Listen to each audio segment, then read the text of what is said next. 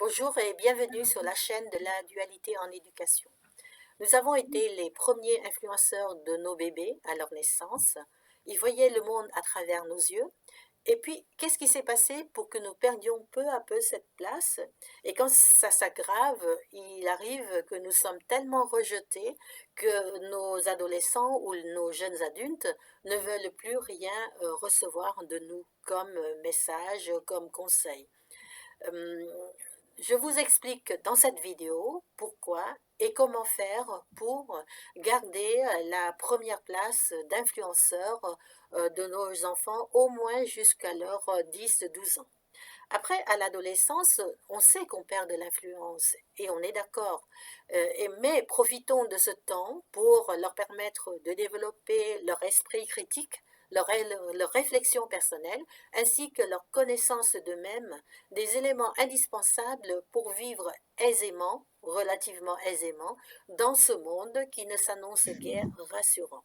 Il y a eu les bouleversements climatiques, puis aujourd'hui, à travers l'actualité, nous voyons la rupture des équilibres internationaux ainsi que l'accélération de la présence de l'intelligence artificielle dans nos quotidiens.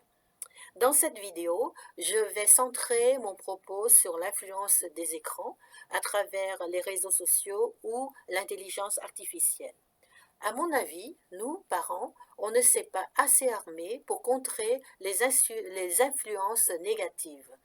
Parmi les influences négatives, j'en cite deux, par exemple, la désinformation à travers les fausses nouvelles ou les algorithmes des informations qui sont à la racine aussi de la même problématique, mais qui rajoutent d'autres problématiques comme l'incitation à la haine ou des propos qui vont.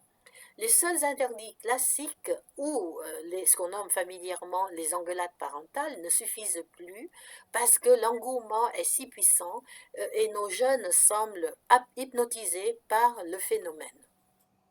Mais rassurez-vous, vous n'avez pas plus de travail que ça. Vous n'avez rien à faire de plus qu'à éduquer au quotidien, par exemple, obliger votre enfant à faire ce qu'il a à faire. Il s'agit simplement, bon, après, il faut se former, mais il s'agit simplement d'éduquer d'une certaine manière. Je n'aborderai pas ici les compétences techniques de l'influenceur, puisque vous n'êtes pas en train de préparer des vidéos pour vos enfants. Je parlerai de ses compétences relationnelles de communication, dont la première est celle de savoir délivrer un message intéressant, percutant et bien ciblé, et dont la deuxième est de donner envie de le suivre ou de la suivre. Voyons voir la première compétence, délivrer un message percutant et bien ciblé. Hélas, très souvent, nous, parents, on loupe notre cible quand on communique avec nos enfants. Par exemple, l'important, c'est d'attirer leur attention, mais on communique d'une telle manière qu'ils refusent de nous écouter. Ma vidéo vous explique comment communiquer de manière aussi efficace que c'est taché. Touchez votre cible, c'est-à-dire obtenu l'attention de votre enfant. Mais attention, obtenir son attention ne veut pas dire qu'il va ou elle va faire ce que vous dites. Cela veut dire que l'information arrive à son cœur pour être utilisée au bon moment pour lui ou pour elle. Et pour ça, vous n'avez pas besoin de sortir le grand jeu.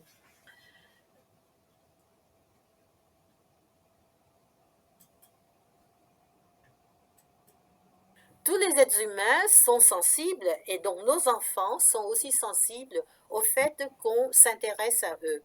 Ils éprouvent de la sympathie, de l'ouverture vis-à-vis des personnes qui essaient de les comprendre. Donc, par exemple, quand il ne fait pas ses devoirs, dites-lui franchement que vous êtes mécontent, mais que ça ne change rien l'amour que vous avez pour lui, parce que vous comprenez son besoin de liberté et qu'il peut vivre les devoirs comme une contrainte. Dites-lui aussi que vous appréciez sa capacité à être libre selon les circonstances, Rappelez-lui la dernière fois où il a refusé de se moquer d'un autre enfant et qui n'a pas voulu faire comme ses copains. Après ça, obligez-le à faire ses devoirs sans état d'âme et prenez-lui son portable si nécessaire. En communiquant comme ça, vous pouvez être sûr de garder son respect et sa confiance, même s'il peut être mécontent sur le coup et très embêté. Tous les Regardons maintenant la deuxième qualité de l'influenceur, la capacité de lui donner envie de vous suivre.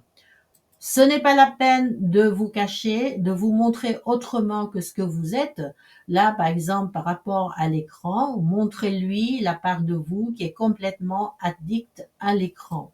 Montrez-lui aussi que vous n'êtes pas que ça, même si c'est dur pour vous de ranger votre écran, obligez-vous, rangez-le quand vous devez vous occuper de l'un de vos enfants ou de lui. Montrez-lui que vous essayez de faire émerger la part capable de tenir compte des contraintes de la réalité. Il saura que lui aussi peut accéder à sa part opposée et complémentaire le jour où il le décidera. Je vous mets en lien à la fin ma vidéo qui parle du fonctionnement de la personne sous l'angle de la dualité. Voilà, vous savez maintenant comment garder votre influence auprès de vos enfants tout en exerçant l'autorité. À l'adolescence, même si vous n'avez plus la première place, en fonctionnant comme ça, vous avez encore beaucoup de chances de garder la place sur le podium, même si c'est à la troisième place. Je vous dis bonne chance, au revoir et à bientôt pour une autre vidéo.